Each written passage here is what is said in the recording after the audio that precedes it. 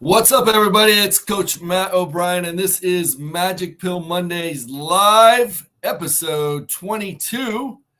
And just going to say it right now, this is probably the most practical and useful episode I have ever done and may ever do for that matter, because today I'm going to teach you how to properly measure your blood pressure.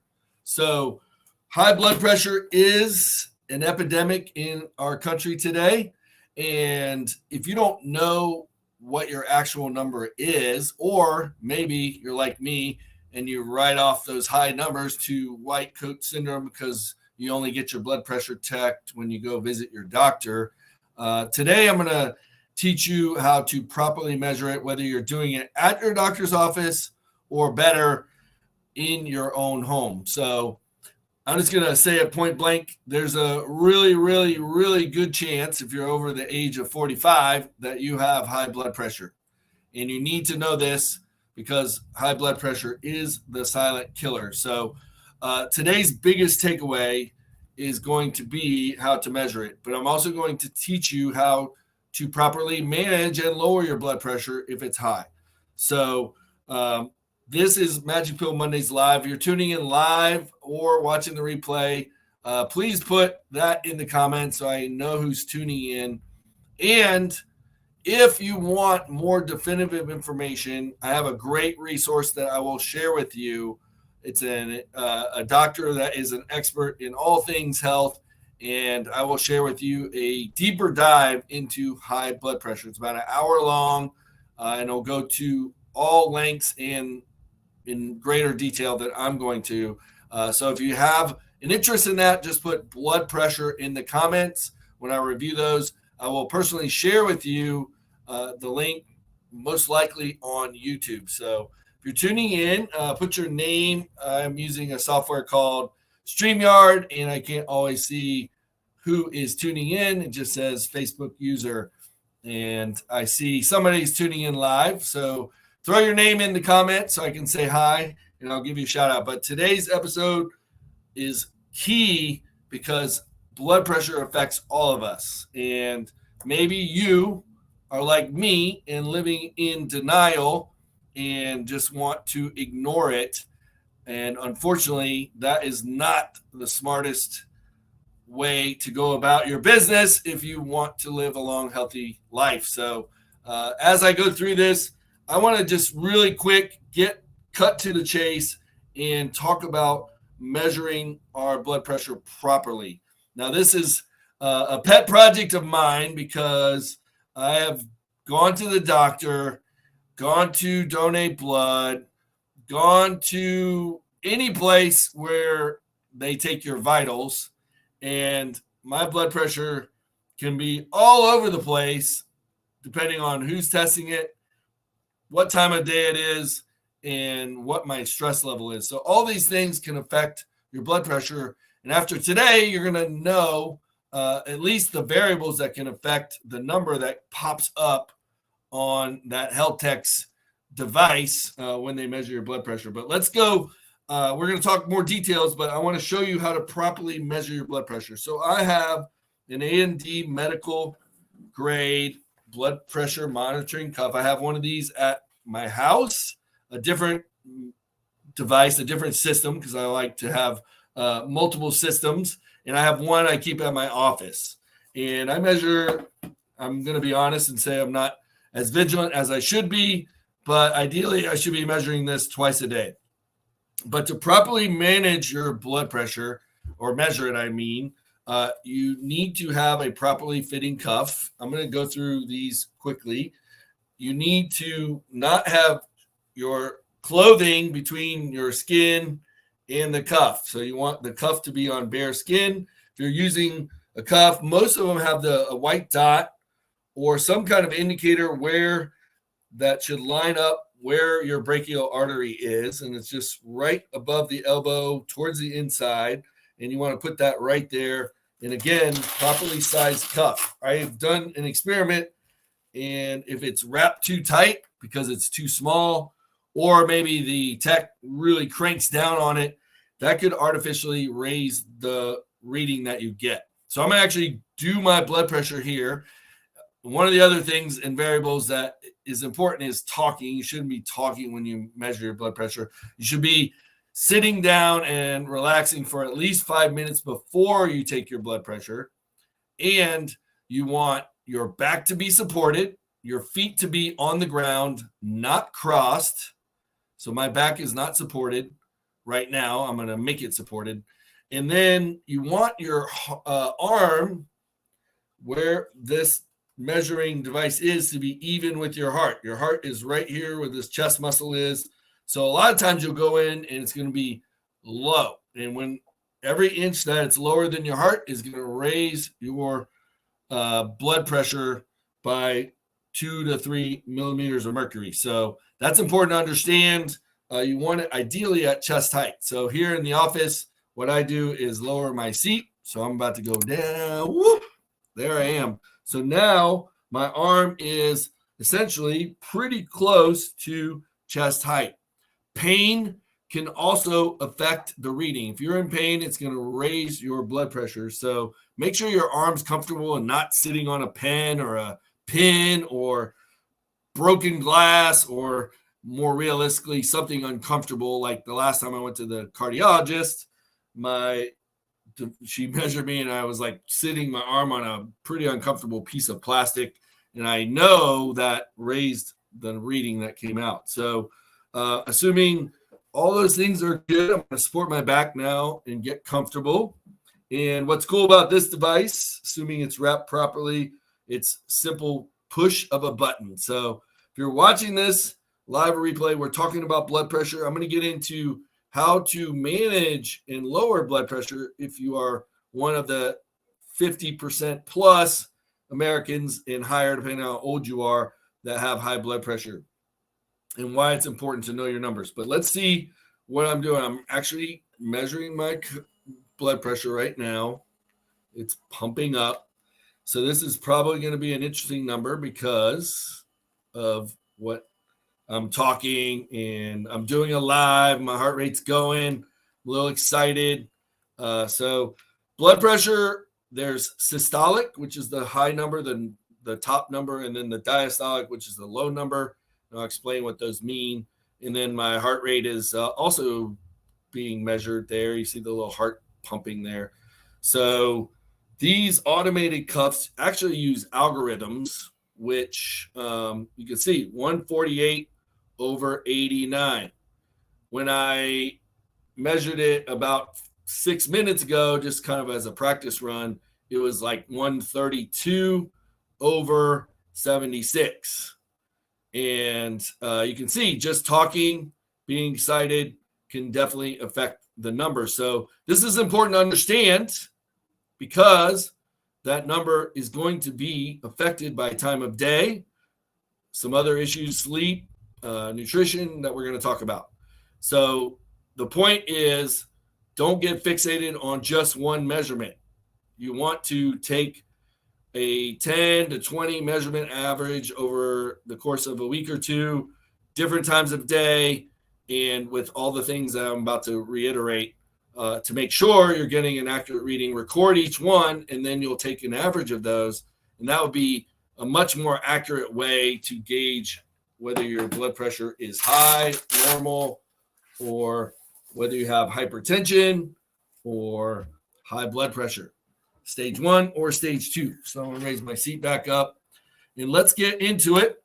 This is Magic Pill Mondays. If you're watching live, let me know and put your name in there, and I'll give you a shout out. Or if you're watching the replay, let me know. And if you want more information, you want a really valuable resource on YouTube. It's a really comprehensive overview of blood pressure, how to measure it, all the things, how to manage it. I will be glad to send that. Just put blood pressure in the comments at any point, whether you're watching live or a replay. So let's talk about blood pressure. Now, a lot of people like to tune this out and don't think it's important, but this is an epidemic. Blood pressure is one of the 3 primary causes or primary factors that will determine whether you have or die from a heart attack, a stroke, or have dementia, or kidney failure. These are all linked to high blood pressure. And the good news is that blood pressure is relatively easy in the grand scheme of things to control or to lower. And we're going to talk about how to manage your blood pressure via lifestyle and what pharmacology is available. In most cases, it's going to be a combination of both. But blood pressure, why is it important to know your numbers? How do you measure it? We just demonstrated that. How to manage it, lifestyle, medications, and why you must pay attention. I hope somebody, just one person, is paying attention. And when I did my cancer screening, Magic Pill Mondays live, 2 people, because of that live, went and got screened. And guess what?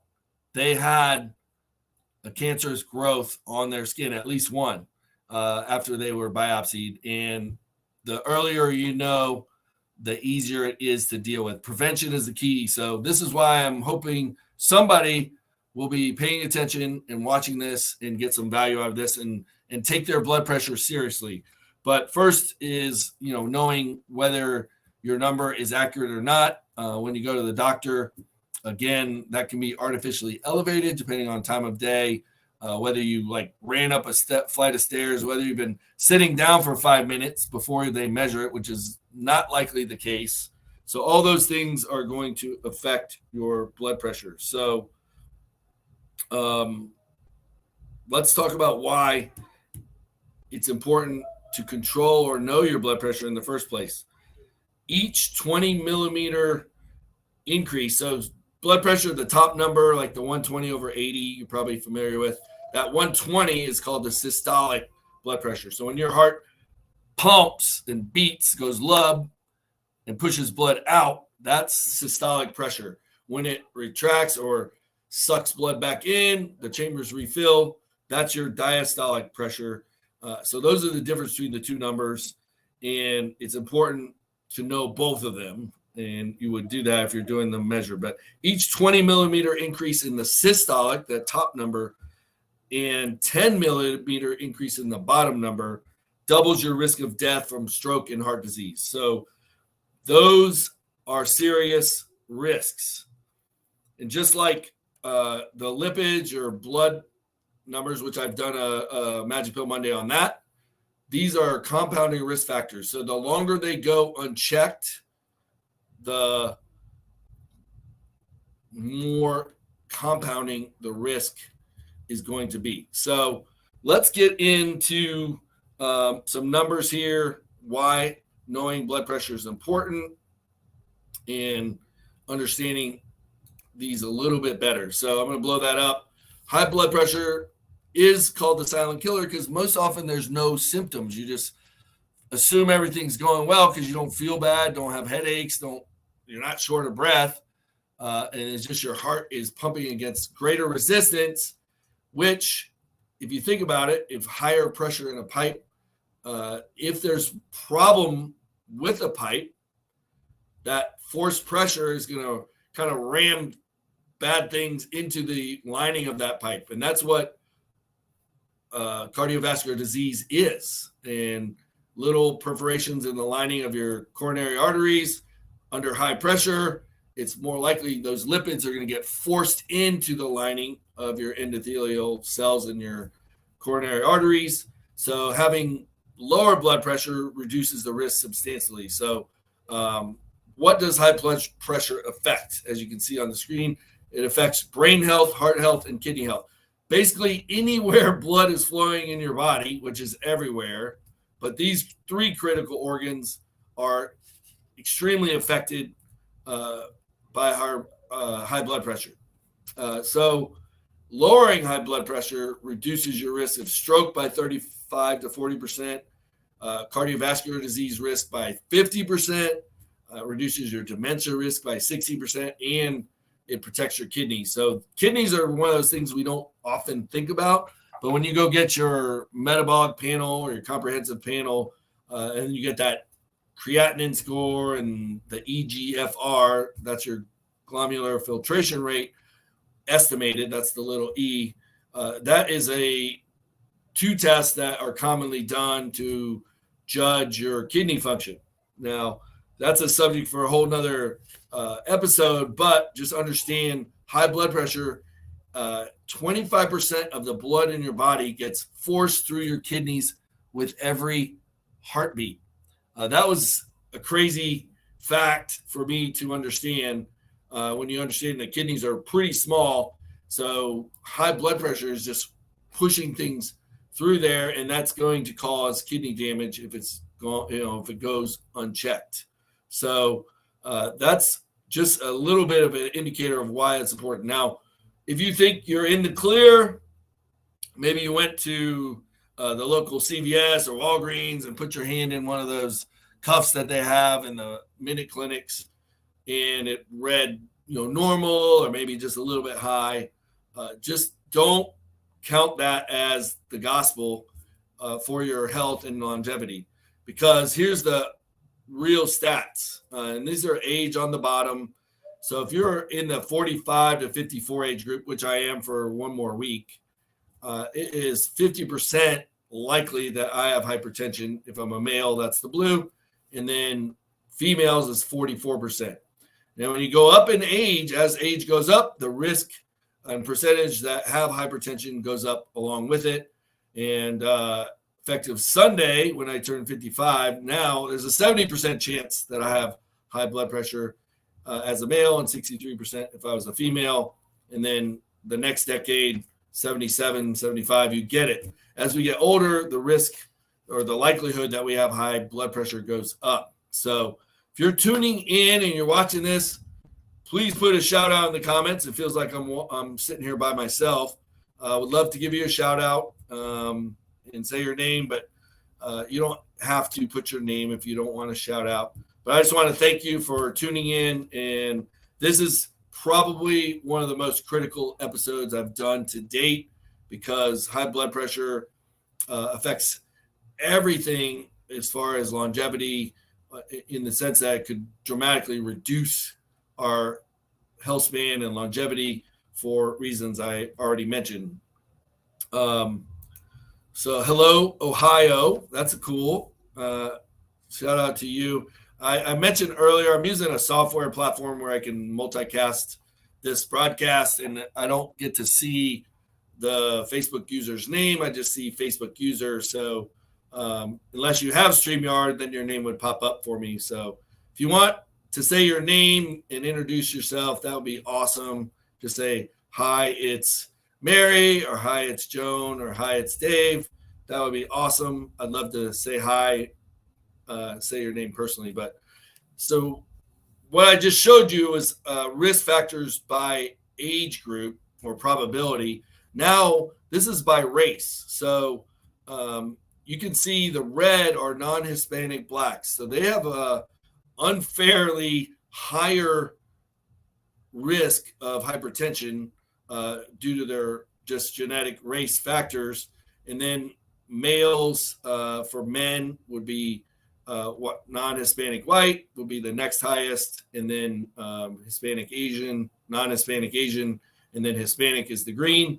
And you can see on the women, non-Hispanic black as well is highest risk, and Hispanic is slightly higher than non-Hispanic white, and then Asians are kind of the lowest risk. But all, the lowest one on here is 36% likelihood of high blood pressure. So there's just, the takeaway here is there's a really good probability, even if you're doing all the right things lifestyle wise. I would like to think that I'm doing as much as possible as a health and longevity coach, as a husband of my beautiful wife, who's 15 years younger than me. And I have two boys that are, one's turning 10 and one's he's 12 and a half, will be 13 in December. So I have a huge vested interest into taking care of myself, both short-term and long-term. And despite all the things I'm doing and all the things I know, there's a pretty substantial probability based on my measuring over the last 6 months in, I don't know, 50, 60 different measurements in averaging, that mine tends to average high in the low 130s on the systolic, and then, in the 70s on the diastolic. So pretty good on the low number based on my average, but don't like my high number. So I am essentially working with my cardiologist to manage this, and I don't want to take any chances. So that's why I'm measuring at home and measuring at work, and just trying to get a really good flavor of where my blood pressure is to see the degree that it may be high.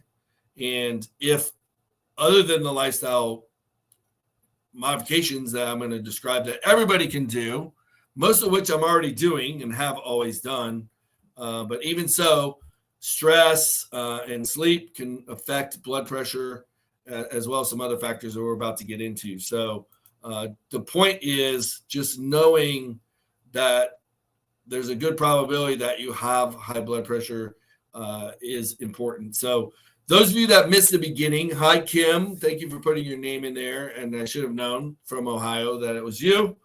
My old stomping grounds. That's where I was born. And if you're just tuning in, we're talking about blood pressure. And in the very beginning, I showed you how to properly put on a cuff and, what is important.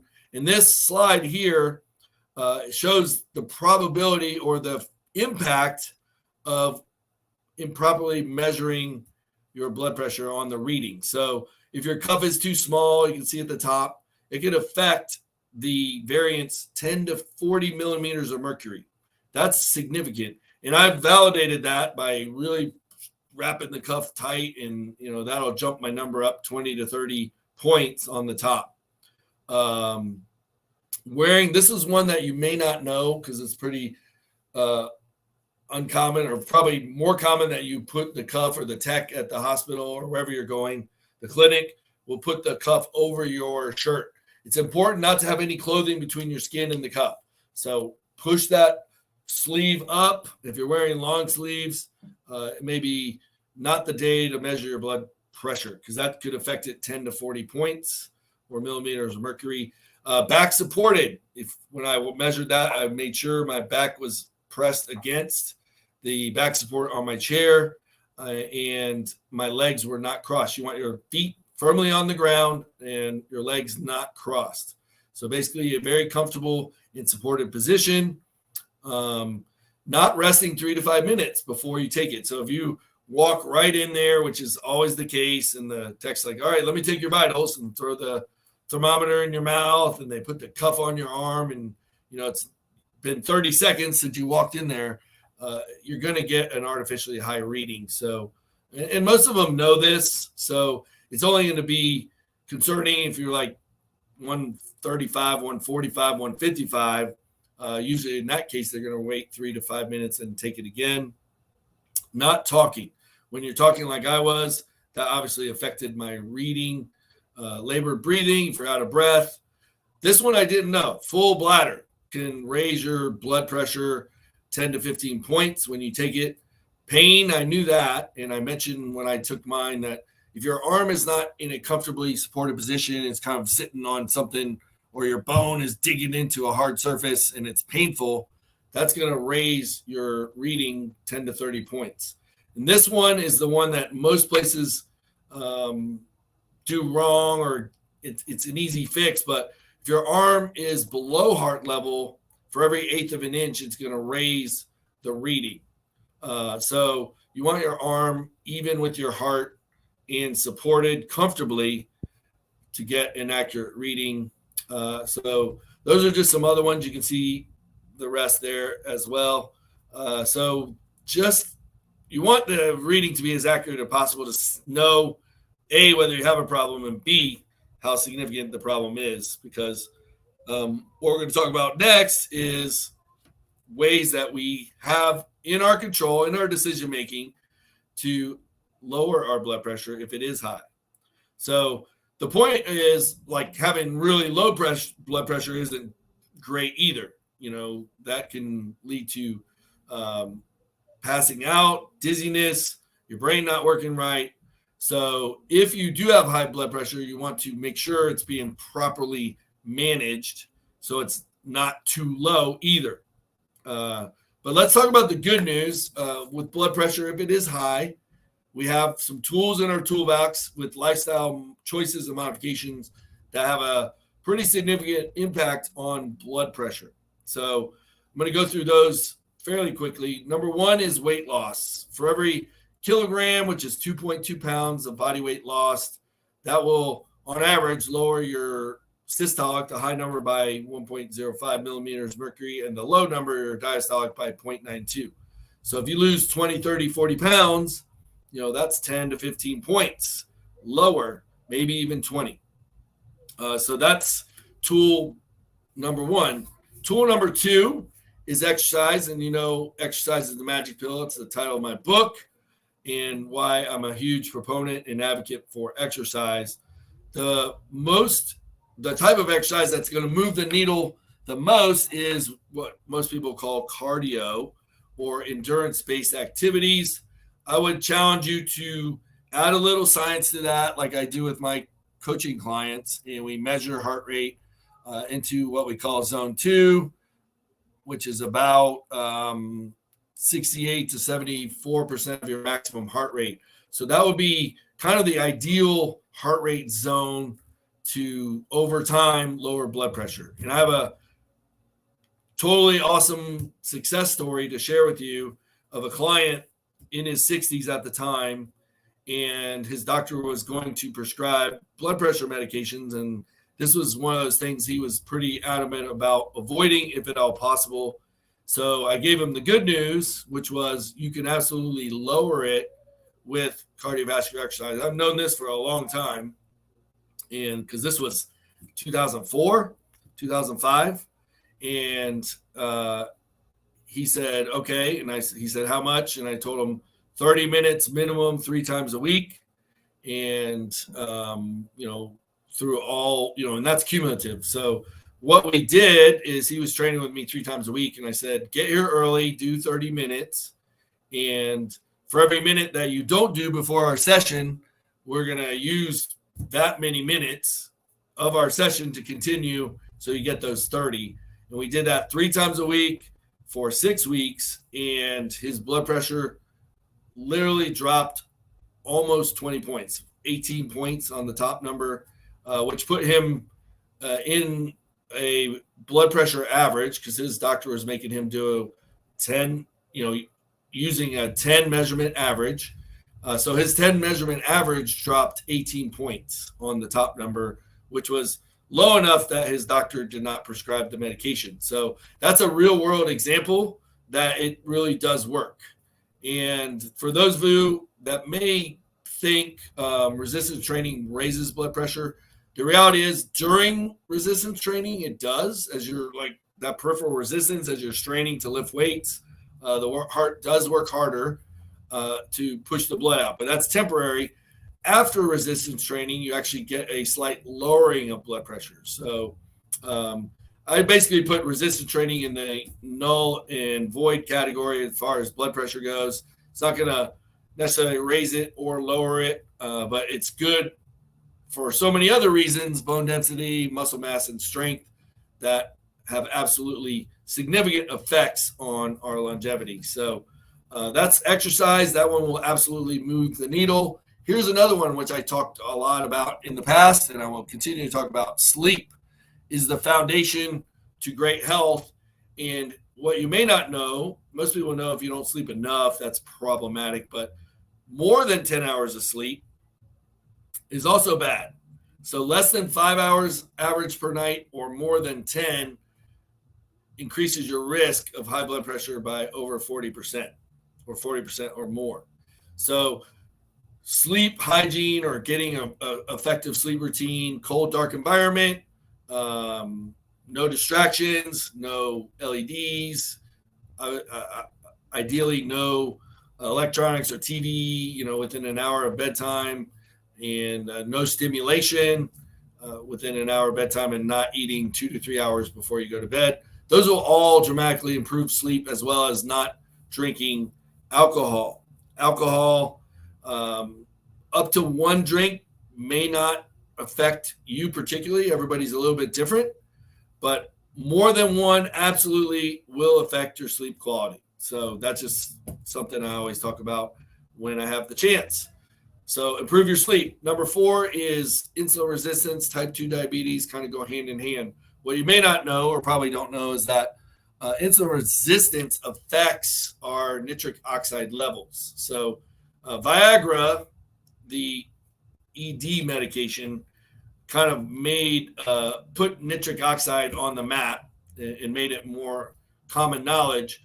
But nitric oxide is essentially a vasodilator. It's going to increase the size of your pipes, which will lower peripheral resistance and therefore lower blood pressure. So insulin resistance through lifestyle choices, particularly nutrition, that's high glycemic. If you have a high A1C, fasting blood sugar or fasting insulin over 15, fasting blood sugar over 105, those are signs that you have insulin resistance, and that's going to affect your nitric oxide levels. And if you're type 2 diabetic, you're beyond insulin resistance. Now your A1C is above 6.5, and you're well on your way to a cascade of health problems, to include high blood pressure. And then finally, electrolyte management.